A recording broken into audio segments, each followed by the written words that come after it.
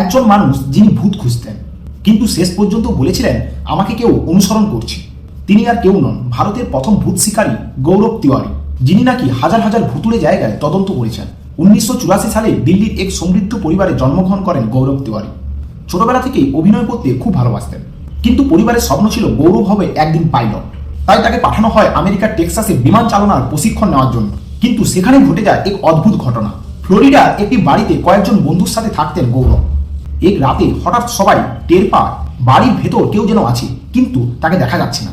দরজা নিজে নিজে নড়ে ওঠে, অদ্ভুত শব্দ, আর হঠাৎ ঠান্ডা হয়ে যায় ঘর। গৌরব পরে দাবি করেন সেই বাড়িতে তিনি অশরীরী উপস্থিতি অনুভব করেছিলেন। সেই এক অভিজ্ঞতায় বদলে দেয় তার পুরো জীবন। পাইলট হওয়ার স্বপ্ন ছেড়ে দিয়ে তিনি সিদ্ধান্ত নেন ভূত আর অশরীরী রহস্য তিনি খুঁজে বের করবেন। কিন্তু তিনি তখনও জানতেন না এই পথই তাকে নিয়ে যাবে এক রহস্যময় মৃত্যুর দিকে। পার্ট 2-তে আপনারা জানতে পারবেন গৌরব কিভাবে হয়ে উঠেছিল ভারতের সর্বকালের সেরা প্যারানরমালিস্ট।